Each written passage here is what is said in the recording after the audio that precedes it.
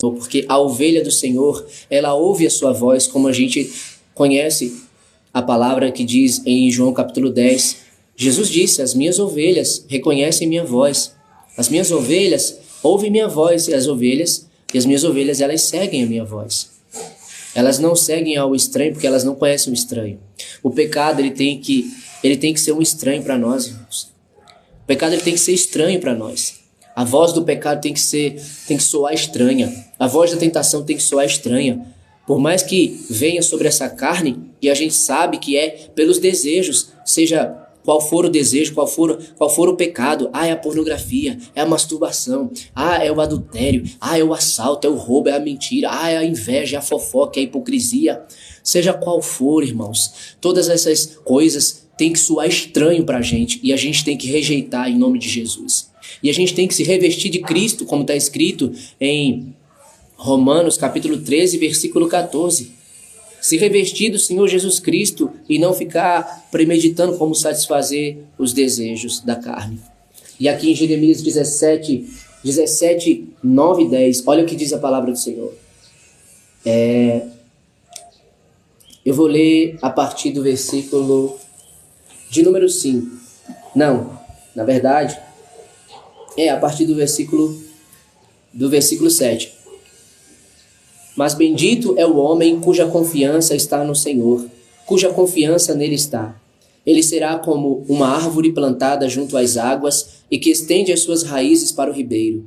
Ela não temerá quando chegar o calor, porque as suas folhas estão sempre verdes. Não ficará ansiosa no ano da seca, nem deixará de dar fruto. O coração é mais enganoso que qualquer outra coisa, e sua doença é incurável. Quem é capaz de compreendê-lo? Eu sou o Senhor, que sonda o coração e examina a mente, para recompensar a cada um de acordo com a sua conduta, de acordo com as suas obras. Eu vou repetir o versículo 10. Eu sou o Senhor, que sonda o coração e examina a mente, para recompensar a cada um de acordo com a sua conduta, de acordo com as suas obras.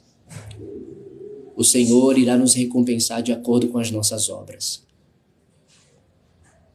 E quais têm sido as suas obras? Tem sido da carne, na carne, ou tem sido as do Espírito? No Espírito. Porque eu e você vamos ser julgados por essas obras, irmãos. De acordo com a sua conduta, de acordo com as suas obras. E a palavra do Senhor diz aqui, lá no Salmo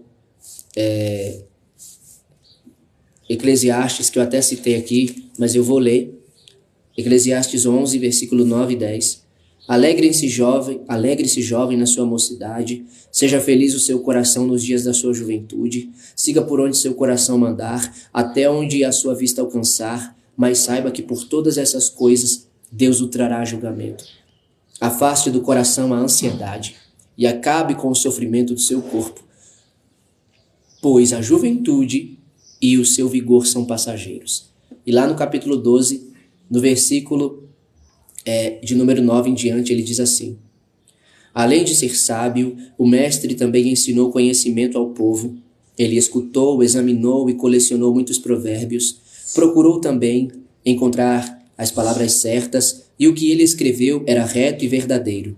As palavras dos sábios são como aguilhões, e a coleção dos seus ditos como pregos bem fixados, provenientes do único pastor. Cuidado, meu filho, nada acrescente a eles. Não há limite para a produção de livros, e estudar demais deixa o corpo exausto.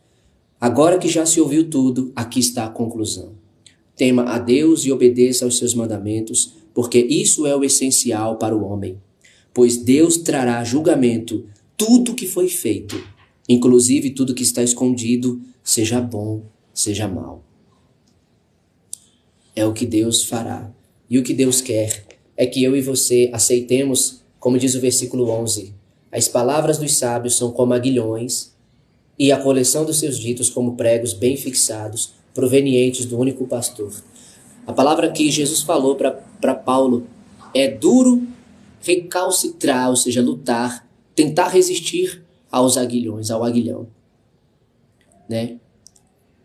E a palavra do Senhor está aqui dizendo, irmãos, que a palavra As palavras do Senhor, elas são como aguilhões, são como pregos bem fixados, provenientes do único pastor.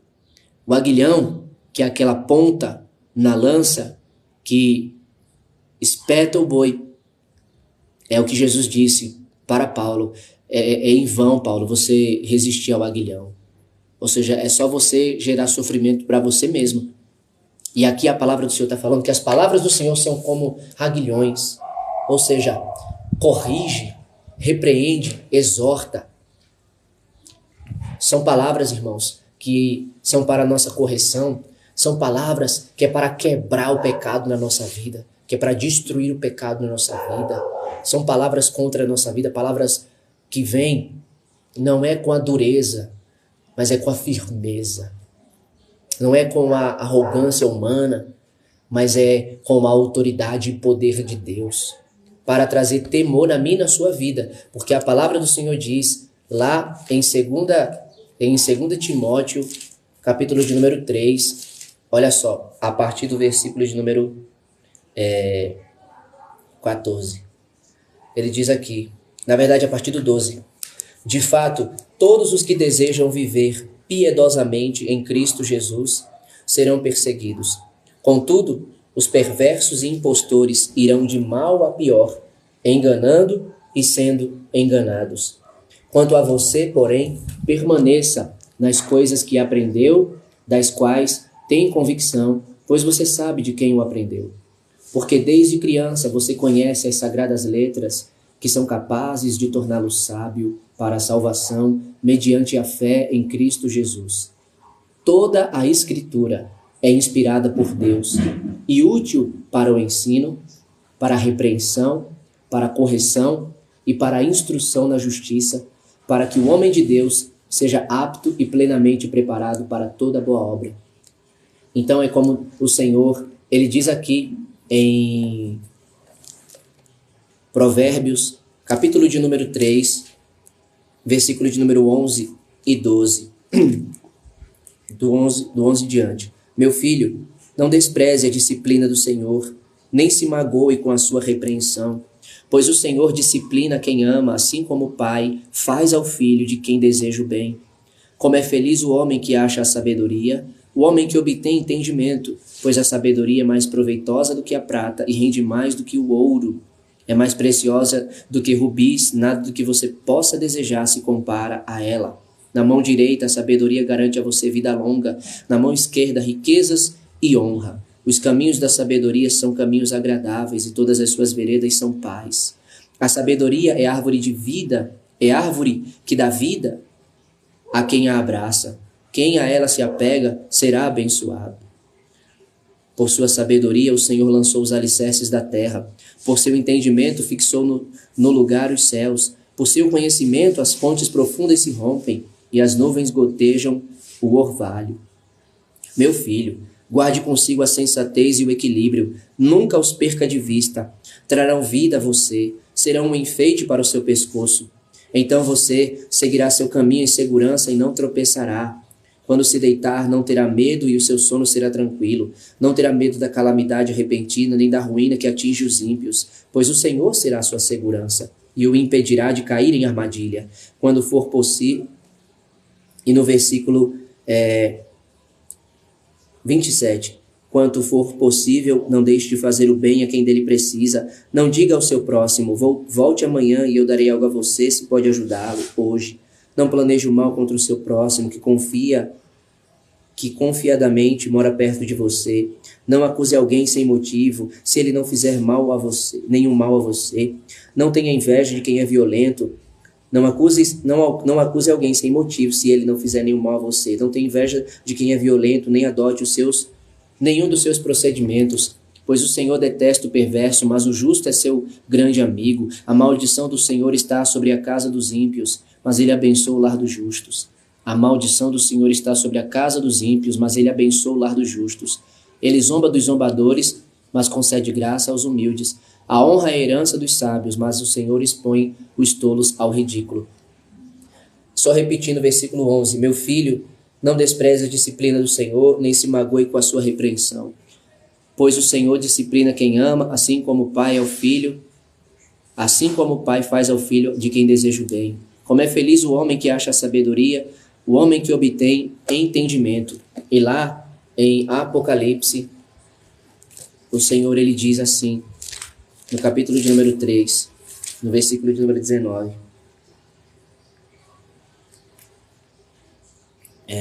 Dou este conselho, 18. Compre de mim ouro refinado no fogo e você se tornará rico. Compre roupas brancas e vista-se para cobrir a sua vergonhosa nudez. E compre colírio para ungir os seus olhos e poder enxergar. Repreendo e disciplino aqueles que eu amo. Por isso seja diligente e se arrependa. Eis que estou à porta e bato. Se alguém ouvir a minha voz e abrir a porta, entrarei e cearei com ele e ele comigo. Ao vencedor darei o direito de se sentar comigo em meu trono, assim como eu também venci e sentei-me com meu Pai em seu trono. Aquele que tem ouvidos, ouça o que o Espírito diz às igrejas.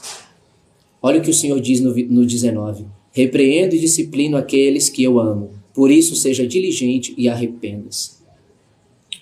E o Senhor, ele torna essa palavra também a repetir lá em Hebreus. Hebreus, capítulo de número 12. Ele diz: vocês se esqueceram da palavra de ânimo que ele dirige a vocês como a filhos?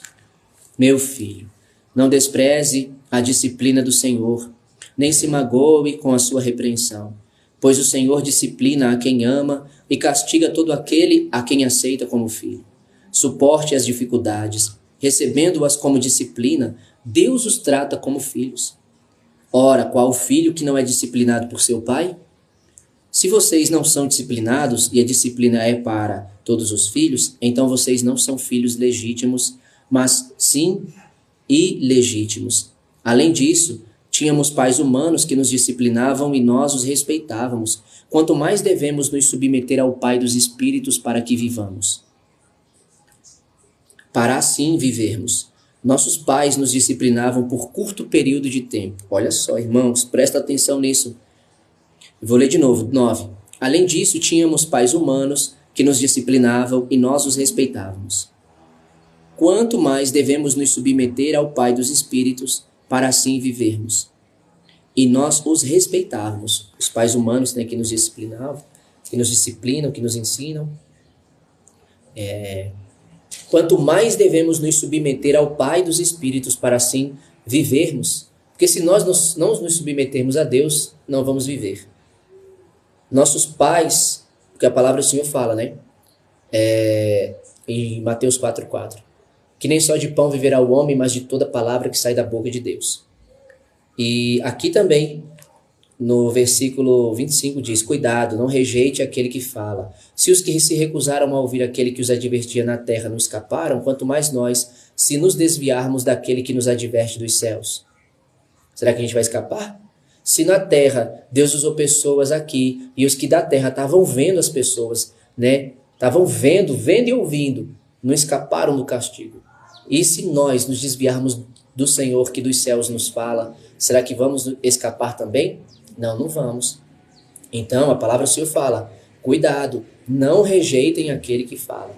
E aí ele diz: além disso, tínhamos pais humanos que nos disciplinavam e nós os respeitávamos. Quanto mais devemos nos submeter ao Pai dos Espíritos para assim vivermos. Nossos pais nos disciplinavam por curto período, segundo lhes parecia melhor, mas Deus nos disciplina. Não é segundo o que parece melhor, não, irmãos. Não é só por um curto período de tempo, não. Deus nos disciplina o tempo que Ele quiser, o tempo todo, repetindo aquela mesma palavra, aquele mesmo sentido. Olha o que a palavra do Senhor fala. Nossos pais nos disciplinavam por curto período, por um breve tempo, né? Às vezes chamava: vem cá, senta aqui. E aí falava ali sentado no sofá, aqueles 30, 40, 50 minutos, uma hora. Pronto, no outro dia não tocava mais nenhum assunto, não falava mais. Foi ali, ó, a repreensão, a disciplina que os pais deram. Mas Deus não é assim, irmãos.